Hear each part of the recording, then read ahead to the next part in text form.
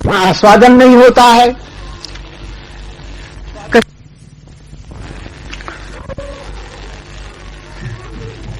सत्संग का प्रभाव नहीं होता। भगवान के नाम की बड़ी भारी महिमा है, भगवान के नाम में परम माधुर्य है, लेकिन हमको उसका आस्वादन नहीं होता है।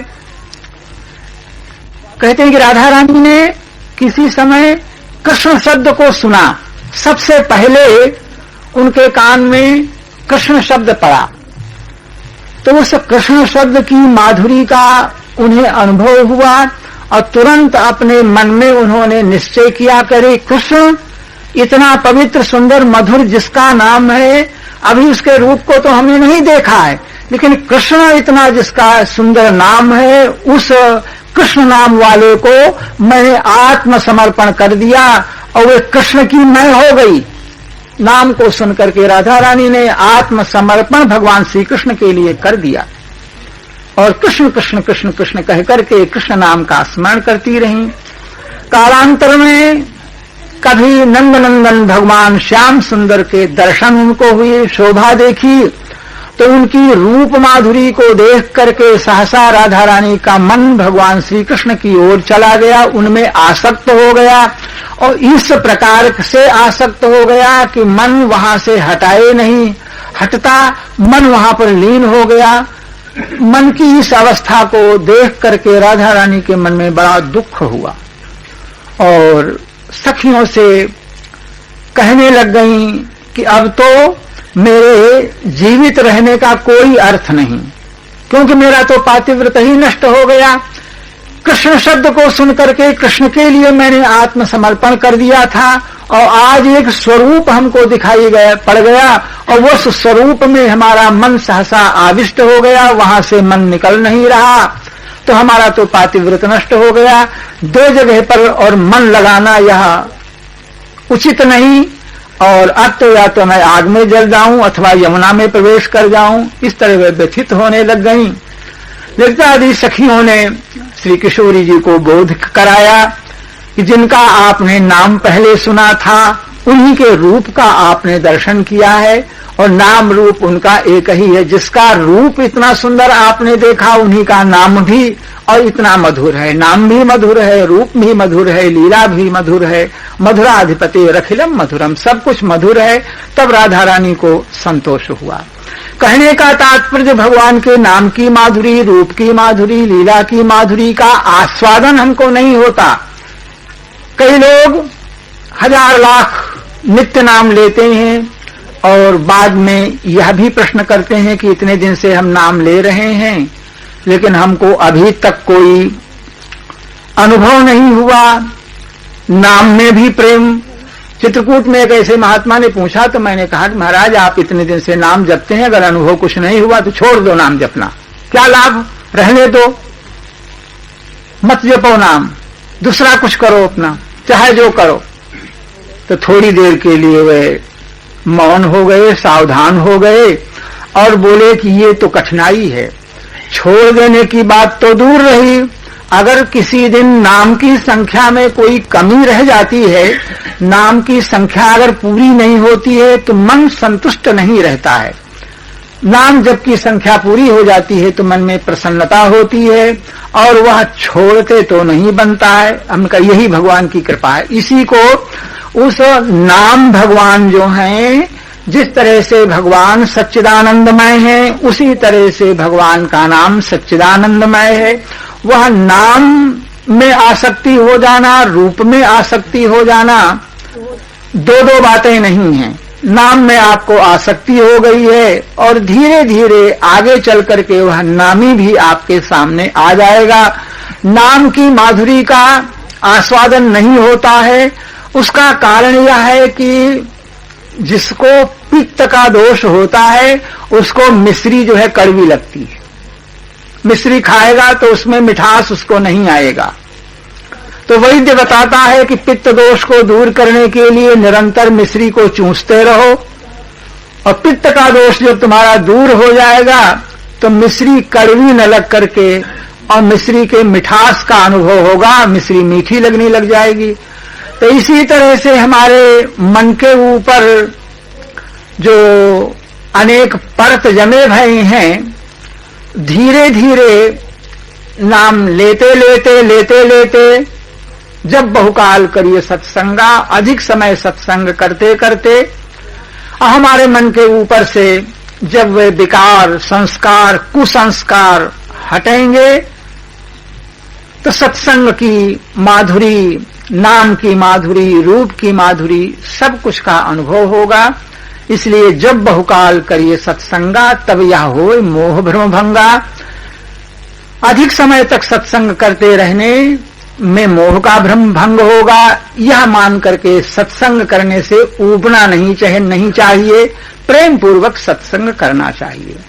और अपवाद में दूसरे पक्ष में एक घड़ी आधी घड़ी, आधियों में पुनि आध, क्षण भर का भी सत्संग, एक घड़ी का, आधी घड़ी का, आधी से भी आधी घड़ी का संग अब कल्याणकारी होता है। ये अपवाद है।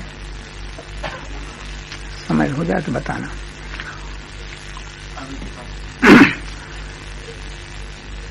हरिवंश महाप्रभु के कृपापात्र श्री चतुर्भुज जी, हरिवंश चरण बल चतुर्भुज गौण देश तीर्थ कियो, गोड़वाने देश में गए, उस देश को उन्होंने पवित्र कर दिया। किसी मंदिर पर किसी ने देवी के मंदिर पर आकर के बकरे का बलिदान कर दिया, संत के प्रताप से देवी संकुचित हुई और मुखिया को पटक करके उसके मुख से बोली कि आज से बलिदान बंद, और मैं चतुर्भुज दास की चेली बन गई हूं, तुम लोग भी सब चेला बन जाओ, नहीं तो इस गांव का तो नाश ही हो जाएगा। सब लोग चेला बन गए। उन्हीं श्री चतुर्भुज दास जी महाराज की कथा हो रही थी। क्षण भर में सत्संग का असर कैसे पहुंचता है, कैसे पड़ता है, ये बात कही जा रही है। कथा हो रही है, इसी कथा के बीच में संयोगवश एक चोर चोरी करके भागा और मालिक ने पीछा किया, और भागते भागते कथा हो रही थी, कथा में भीड़ भाड़ थी, श्रोताओं की भीड़ में घुस करके और वहां बैठ गया, कथा सुनने लग गया। और मालिक चोर को ढूंढने के लिए इधर उधर दृष्टि दौड़ाता रह गया, और यही है कथा समाप्त होगी तब पकड़ूंगा, इसलिए वह रुका रह गया। कथा होते होते उस चोर को सुनने में आया कि जो दीक्षा संस्कार है, जब कोई जीव गुरुदेव भगवान का आश्रय लेकर के भगवान की शरण में जाता है, दीक्षा ग्रहण करता है, तो उसका दूसरा जन्म हो जाता है। पहले का नाम और गोत्र बदल जाता है। जिस तरह से कन्या पिता के घर में रहती है तो पिता के गोत्र से गोत्रित रहती है, अब विवाह हो जाने पर अपने पति के गोत्र से गोत्रित होती है, पति के गोत्र वाली हो जाती है। इसी तरह से दीक्षा संस्कार के बाद जितने वैष्णव हैं सबका अच्युत गोत्र हो जाता है। पहले का गोत्र लोक व्यवहार में भले बनाए रख जाओ गोत्र, लेकिन वैष्णव हो जाने पर प्रत्येक वैष्णव का अच्युत गोत्र होता है, चाहे किसी भी संप्रदाय का क्यों न हो, सबका गोत्र अच्युत होता है। तो अच्युत गोत्र हो जाता है और पूर्व जन्म के किए हुए जो पाप हैं वे नष्ट हो जाते हैं। दीक्षा के महत्व से, गुरुदेव की कृपा से माया का प्रभाव दूर हो जाता है, पाप नष्ट हो जाते हैं, दूसरा जन्म हो जाता है। इस तरह दीक्षा संस्कार की महिमा का वर्णन श्री चतुर्भुज दास जी महाराज कर रहे थे। चोर ने सुना तो उस कथा को सुन करके उसके मन में भी श्रद्धा आई, तब तो बड़ा अच्छा है, मैं भी शिष्य बन जाऊं। श्रद्धा उमड़ी, क्षण भर के, थोड़ी देर के ही सत्संग में उसने अपने मन में निश्चय किया, कथा समाप्त होते ही भगवान प्यास के शरीर समीप जाकर के गद्दी पर ही चरणों में सिर रखा और महाराज चोरी का जो धन था वो भेंट में दे दिया और कहा कि महाराज हमको चेला बना लीजिए। महाराज जो दयालु संत होते हैं, चेला बनाने का एक नियम तो यह है कि जिसको शिष्य बनाया जाए तो कम से कम 3 साल, साल भर, 6 महीना अपने समीप रह करके उसकी परीक्षा करो। अगर बनाने के योग्य हो तब उसको चेला बनाओ। एक नियम तो यह है। और दूसरा एक नियम यह है कि अगर कोई संसार में डूब रहा है, पानी में कोई डूब रहा है, तो उस डूबने वाले की रक्षा तो तुरंत करनी चाहिए। उसमें उसकी परीक्षा की जरूरत नहीं है कि हम मनुष्य बचाने योग्य है कि नहीं। उसे जल्दी से उसकी, तो जो आग में जल रहा है, पानी में डूब रहा है, ऐसे की रक्षा तुरंत करनी चाहिए। दयालु संत गद्दी पर तो बैठे ही थे, प्रणाम करते ही चरणों में सिर झुकाया, भगवान श्री कृष्ण का नाम, राधा रानी का नाम कान में सुना दिया। और महिमा तो वह पहले ही सुन चुका था कि दूसरा जन्म हो गया। उसके मन में यह दृढ़ विश्वास हो गया कि अब पूर्व जन्म के हमारे किए हुए जो पाप वे सब नष्ट हो गए, मैं सर्वथा निष्पाप हो गया। गुरुदेव भगवान की शरण में आने के बाद अब मैं निष्पाप हूं और भगवान के नाम का स्मरण करने लग गया, चेला बन गया। अब इसके बाद मालिक वो तो ढूंढ ही रहा था, उसने पकड़ लिया, चोर है कहा। तो लोगों ने कहा चोर है तो पुलिस के हवाले करो, राजा के पास ले जाओ। तो राजा के पास ले गया। राजा ने पूछा, क्यों भाई तुमने चोरी की इनकी? तो उसने कहा कि महाराज इस जन्म में तो की नहीं इस जन्म में चोरी नहीं की। जब से दूसरा जन्म हो गया, दीक्षा ग्रहण करने के बाद दूसरा जन्म हो गया, जब से हमने दीक्षा ली, दूसरा जन्म ले लिया, तो इस जन्म में तो हमने चोरी की नहीं। तो राजा ने कहा कि देखो भाई, हमारी अदालत में इसी जन्म के किए हुए अपराध का निर्णय होता है। पूर्व जन्म में तुमने कोई अपराध किया था, ये निर्णय हमारे यहाँ नहीं होता है। इस जन्म में बताओ। तो हाँ महाराज, इस जन्म में मैंने कोई चोरी नहीं की। अब वो मालिक था, उसका बयान लिया, उससे पूछा। अरे उसने कहा कि इस जन्म की क्या चले महाराज, अभी थोड़ी देर पहले ही, आज ही, और मेरा सामान, मेरा धन चुरा करके भागा है और यहाँ कथा में घुस करके बैठ गया, हमने नहीं पकड़ पाया। और अब मैं देखता हूं तो गले में इसके माला पड़ी हुई है, इसने तिलक लगा लिया है और कहता है कि इस जन्म में हमने चोरी नहीं की। दोनों का विरुद्ध बयान। मालिक कहता है कि यही चोर है, इसी ने चोरी की है, वो कहता है कि हम इस जन्म में चोरी नहीं की। तो राजा ने कहा कि देखो भाई, हमारे यहाँ सत्यता का एक परीक्षण है। जो सच्चा होता है उसको अग्नि नहीं जला सकता है। मैं लोहे का एक फार और गरम करके तुम्हारे हाथों पर रखूंगा, तुम अगर सच्चे हो तो तुम्हारे हाथ नहीं जलेंगे। उनका हाथ रख दो। हृदय में दृढ़ विश्वास इस प्रकार का था। लोहा गरम किया गया, हाथ उसने फैला दिए, हाथों पर वह गरम लोहा रख दिया गया। 7 बग चल करके लोहे को गिरा दो, चल करके उसने लोहे को गिरा दिया। देखा गया तो हाथों में कोई छाले नहीं, हाथ कोई जले नहीं। ये देख करके राजा ने कहा, करे देखो ये साधु महात्मा, और इनको तूने झूठी चोरी लगाई। आरोप लगाने वाला ही अपराधी है, दंड का भागी है। सिपाहियों को आज्ञा दी कि पकड़ लो इस मालिक को, और महात्माओं को झूठा कलंक लगाया, इसलिए ये प्राण दंड के योग्य हैं, फांसी पर इनको चढ़ाओ।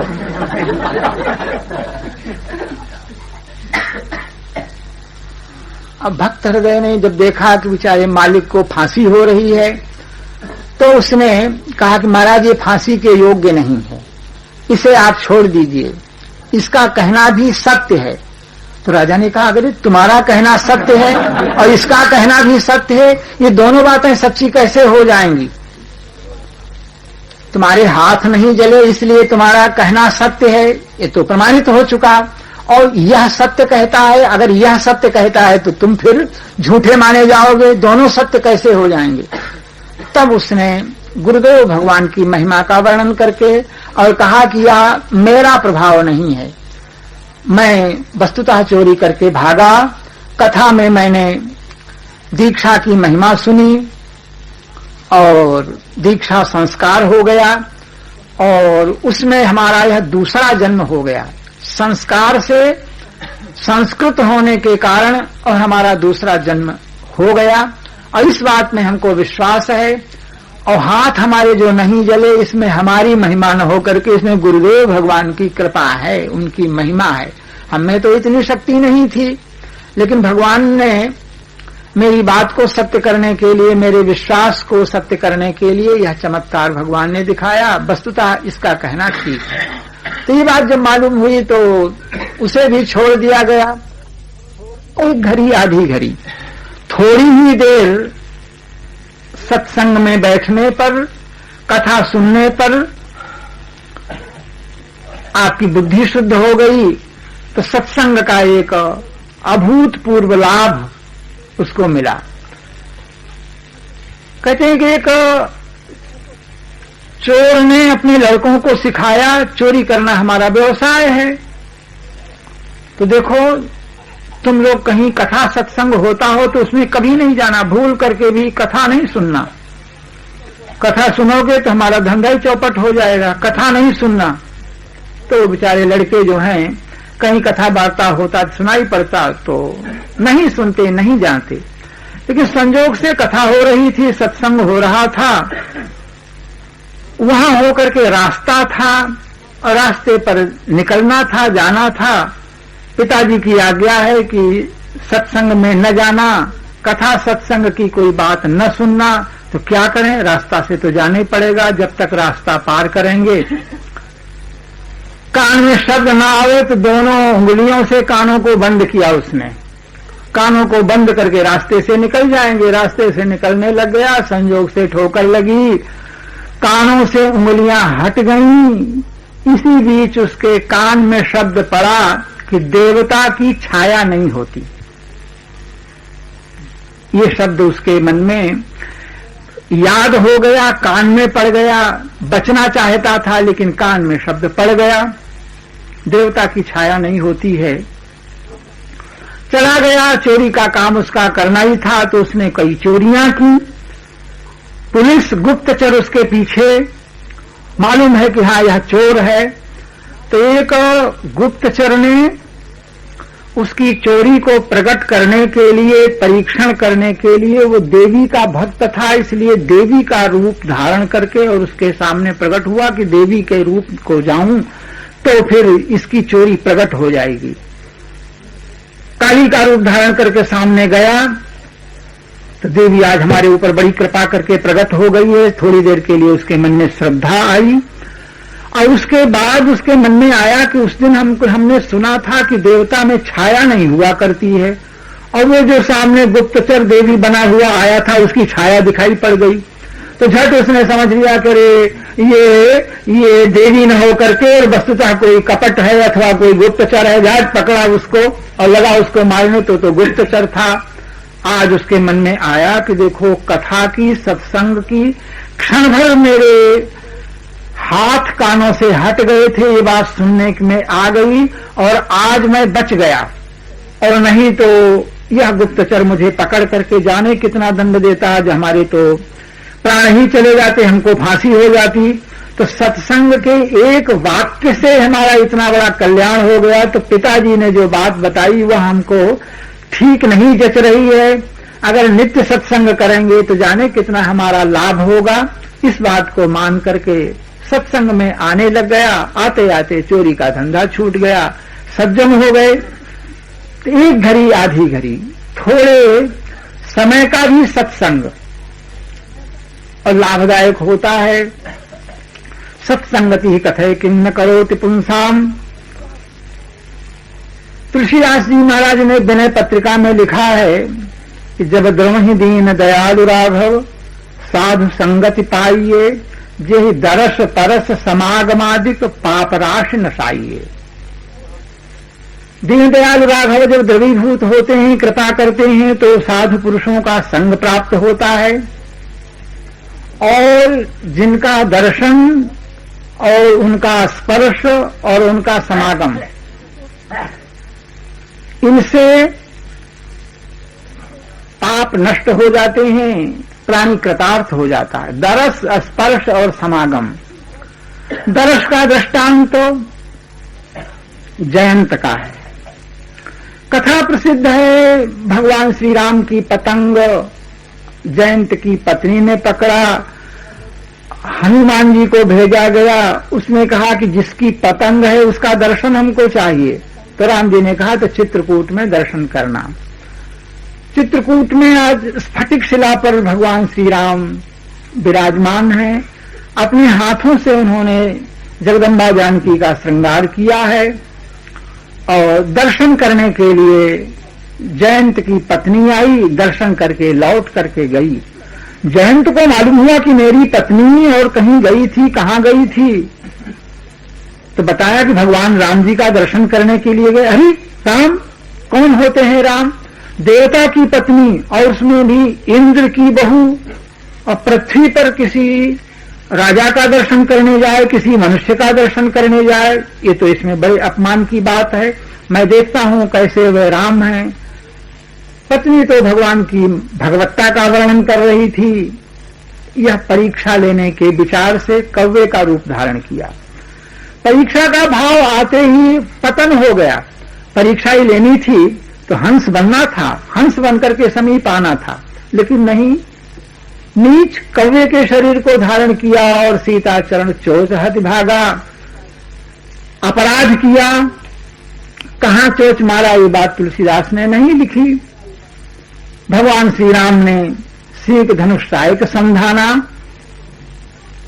किंतु दंड देने की इच्छा में भी भगवान की कृपा थी। प्रेरित मंत्र ब्रह्म श्रद्धावा। आगे आगे जयंत भाग रहा है, पीछे पीछे बाण चल रहा है। बाण जला नहीं रहा, नष्ट नहीं कर रहा है, शिक्षा देने का उद्देश्य है, नष्ट करने का उद्देश्य नहीं है।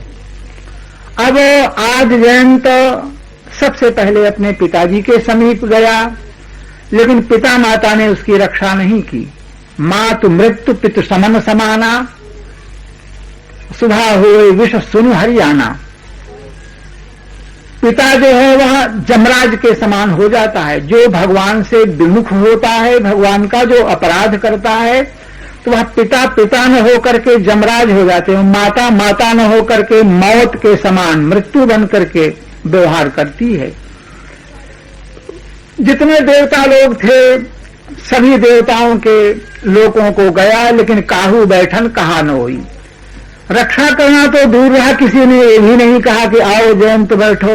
रोज ये होता था, जहां जाते थे वहां स्वागत होता था, इंद्र के पुत्र थे, लेकिन आज किसी ने उनको बैठने के लिए भी नहीं कहा, रक्षा तो दूर रही।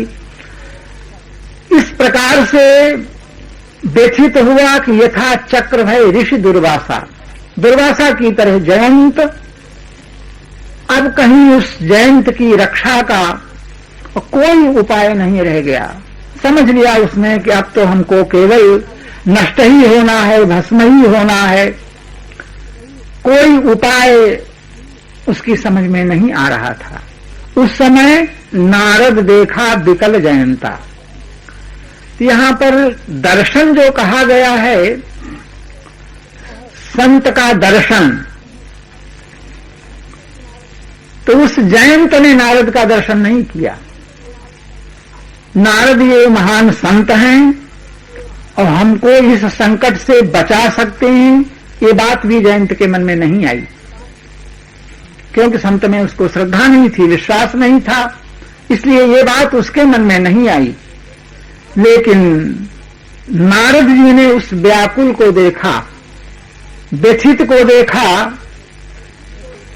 कोमल चित्त होने के कारण श्री नारद जी को जयंत के ऊपर दया आई।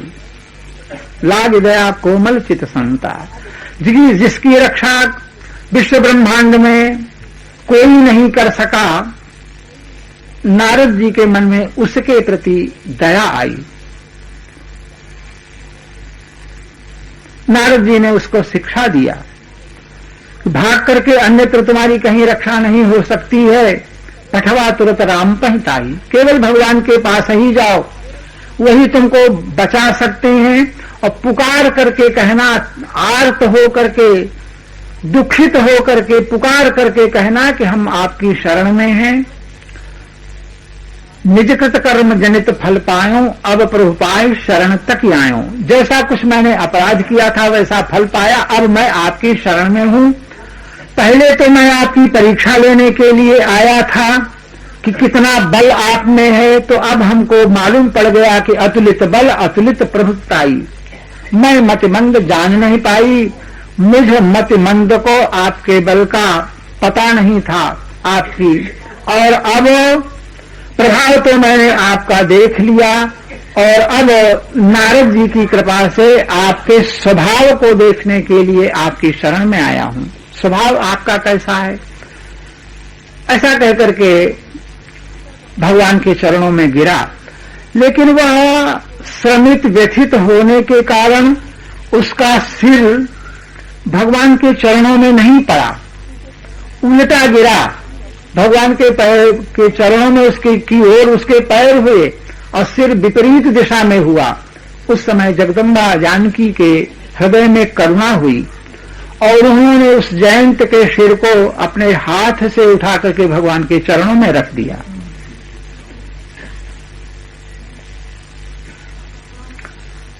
पापानाम वा शुभानाम वा बधारहाणाम प्लवंगम कार्यम करुण मालेन न कश्चिन नापराध्यति।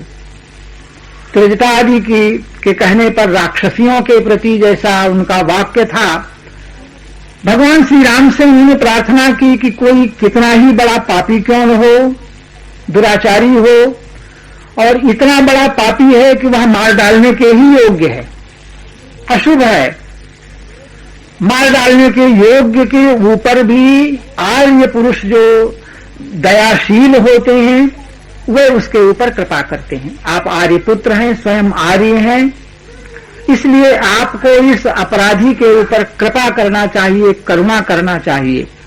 और जब आप ये कहो कि इसने अपराध किया है तो न अपराध्यति न कश्चित, ऐसा कोई है ही नहीं है इस सृष्टि में जिससे अपराध न बने। एक न एक अपराध सभी जीवों से बन ही जाते हैं। ऐसा कहने पर भगवान ने और जयंत की रक्षा की, उसके ऊपर कृपा की। तो यहां पर दर्श परस समागमादि का ये दर्शन का सत्संग हुआ, और दर्शन में भी जयंत ने नारद जी का दर्शन नहीं किया, किंतु नारद जी ने ही जयंत को देखा और उसका लाभ मिला। महान संकट से जयंत को छुटकारा मिल गया।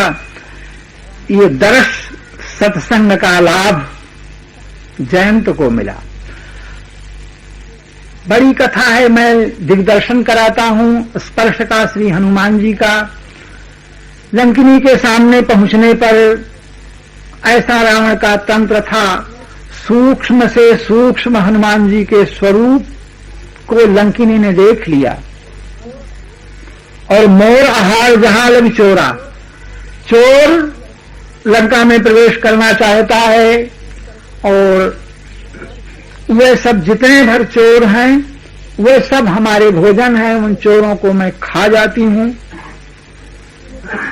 तो हनुमान जी ने कहा कि तेरे कथन पर हमको विश्वास नहीं होता है, क्योंकि सबसे बड़ा चोर रावण, जानकी की चोरी करने वाला, जानकी को चुराने वाला, वह राजा बना बैठा है, उसको तो खाती नहीं है, और मैं उस चोर का पता लगाने के लिए जा रहा हूं तो हमें खाने को कह रही है।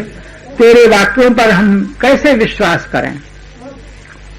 तो वहां पर उस लंकिनी को हनुमान जी का सत्संग प्राप्त हुआ। कैसा अद्भुत सत्संग हुआ कि मुठिका एक महाकपिहनी,